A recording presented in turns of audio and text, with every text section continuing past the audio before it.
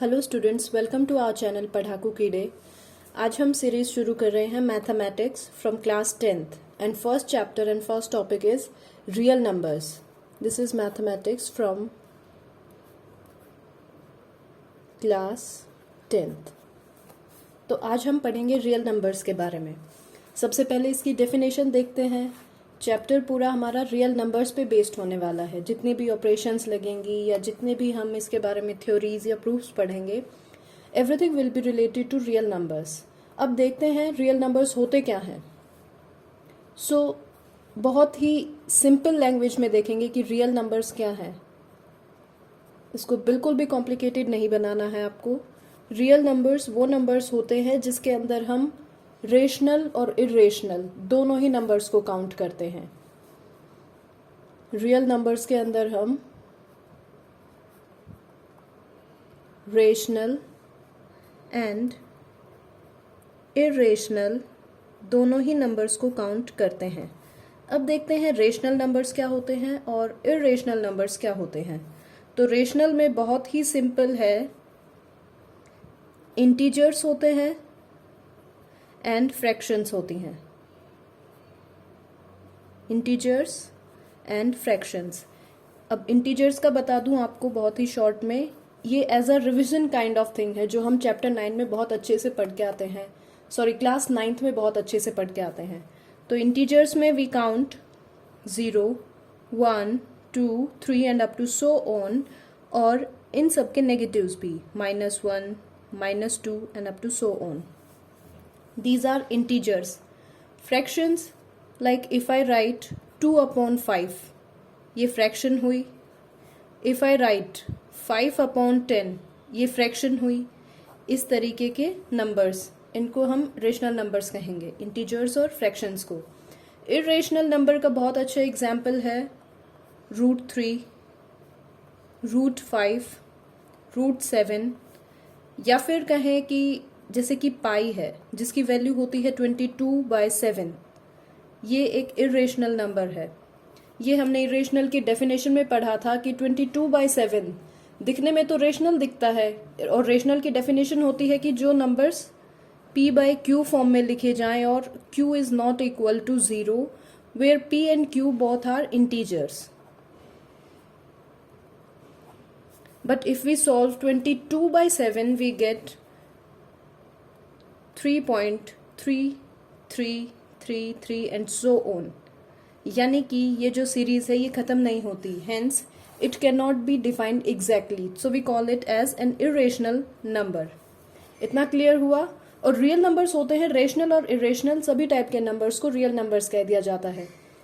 एक बहुत ही important note यहाँ पे कि every single point on number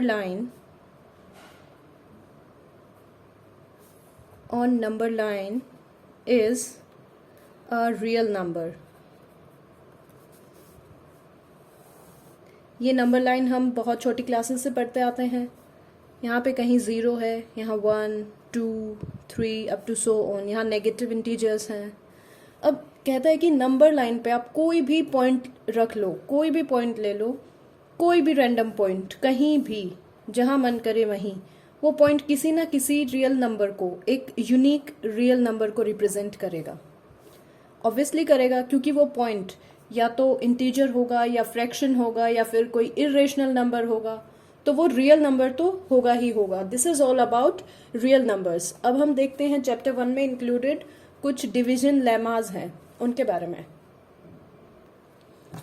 so students, पहला है हमारे पास Euclid's division lemma. First one is Euclid's division lemma. ये आपको बहुत ध्यान से समझना है।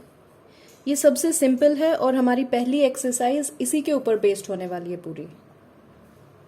इसके अंदर क्या बोला है कि कोई भी दो पॉजिटिव इंटीजर लेने हैं हमें। लेट्स से a और b, हमने दो पॉजिटिव इंटीजर्स ले लिए।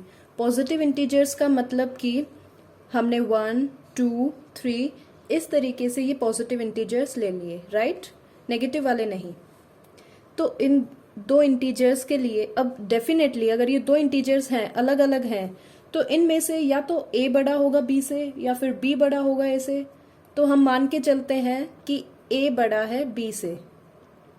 तो कहता है कि हमेशा ऐसे दो पॉजिटिव इंटीजर्स के लिए यूनिक इंटीजर्स q और r इस तरीके से एग्जिस्ट करेंगे कि a is equal to B Q plus R and where r lies between 0 and b।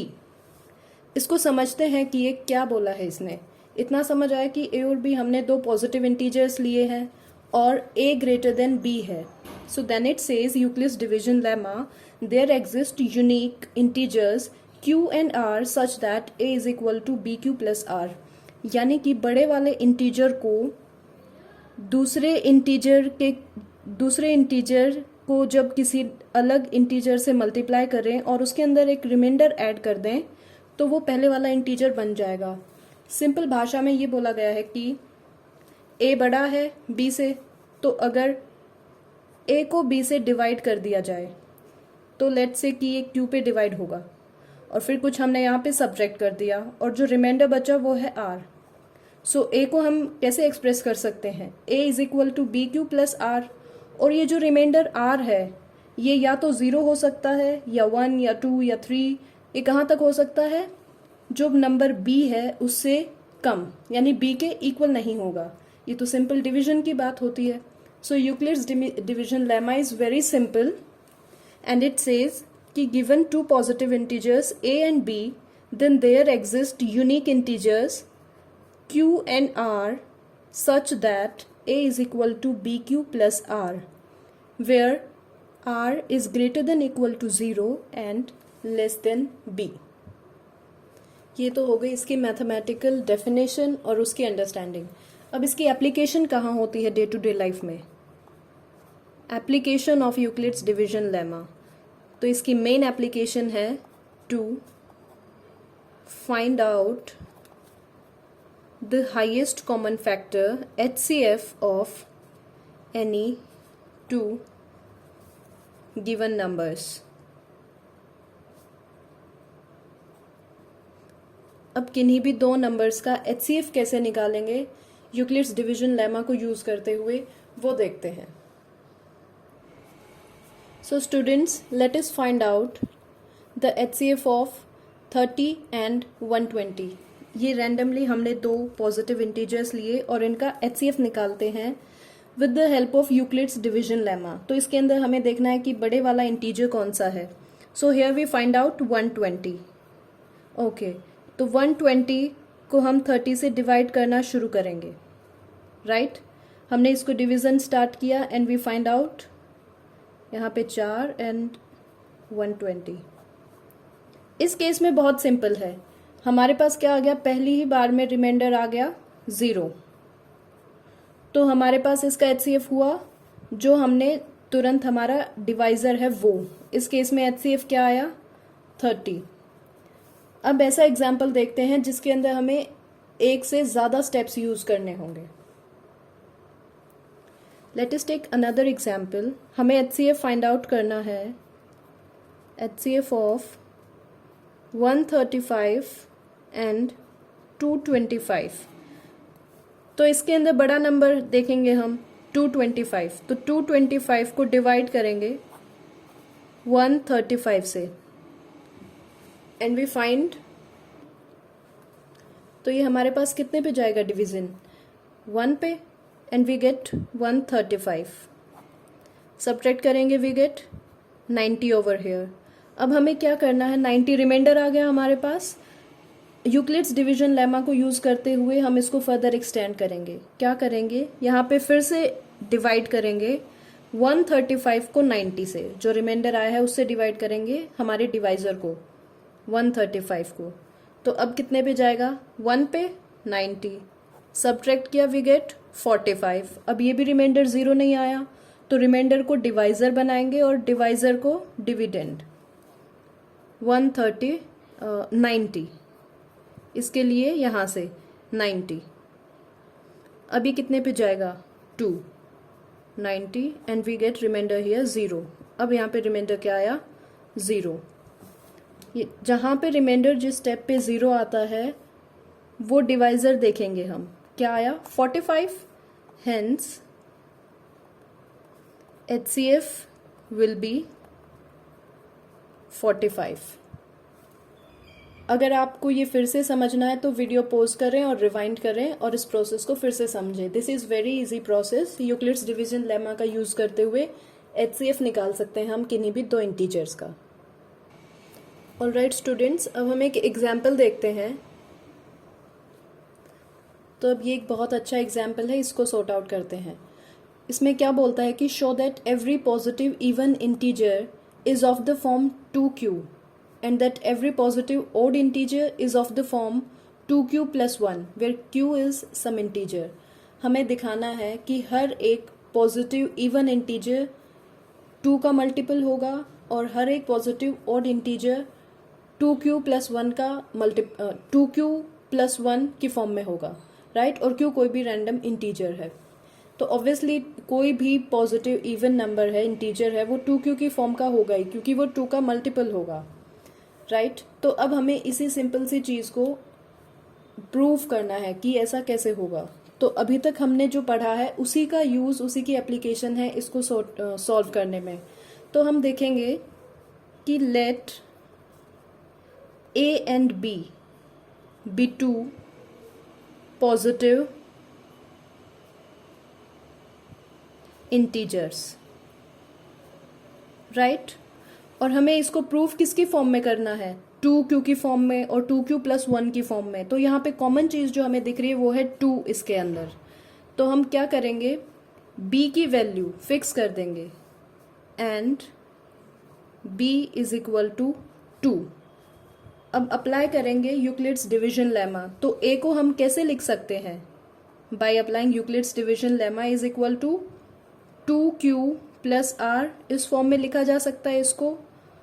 और जहाँ पे q कोई भी इंटीजर होगा ग्रेटर देन इक्वल टू 0 और r की वैल्यू कहाँ से कहाँ तक होगी, 0 less than equal to r less than b होता है। और यहाँ पे b कितना है, 2। तो मतलब कि r यहाँ पे कितना हो सकता है, कितना हो सकता है, या तो 0 हो सकता है या फिर r 1 हो सकता है। अब r की दोनों वैल्यूज अगर a में पुट करें तो a we get 2q plus 0 यानी कि a is equal to 2q। और दूसरी वैल्यू अगर पुट करें तो हमें मिलेगा a is equal to 2q plus 1।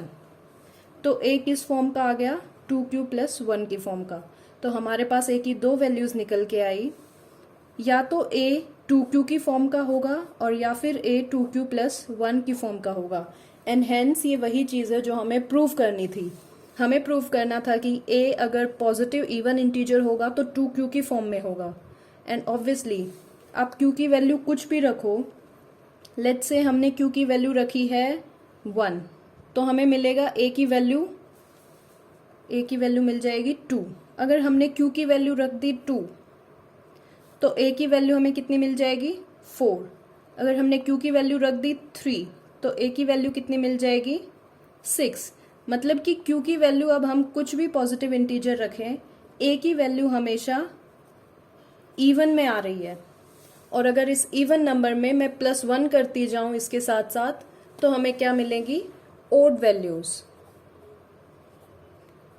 And students, this was exactly what we were suppose to prove कि every positive even integer form 2q की फॉर्म में होगा और every positive odd integer 2q plus 1 की फॉर्म में होगा, right. इतना clear हुआ आपको। अब देखते हैं नेक्स्ट एग्जाम्पल। अब देखते हैं एक और एग्जाम्पल जो कि आपकी एक्सरसाइज 1.1 में क्वेश्चन नंबर 3 करके दिया हुआ है। An army contingent of 616 members is to march behind any band of 32 members in a parade, right? The two groups are to march in the same number of columns. So what is the maximum number of columns in which they can march? Definition आपको समझ आ गई होगी कि question में दिया हुआ है कि 616 मेंबर्स हैं जिनको हमें अरेंज करना है एक बैंड के पीछे, और बैंड में कितने मेंबर्स हैं, 32। तो पूछते हैं कि मैक्सिमम नंबर ऑफ कॉलम्स कितने अरेंज करें कि वो एक इक्वली हमारे पास उनकी एक अरेंजमेंट बन के आए, right, same number of columns. तो हमें निकालना है ये चीज़। अब इसको कैसे करेंगे, इसके लिए हमें चाहिए होता है इस नंबर का HCF, इन दो गिवन नंबर्स का HCF, और HCF निकालना अभी हमने सीखा ये यूक्लिड्स डिवीजन लेमा से।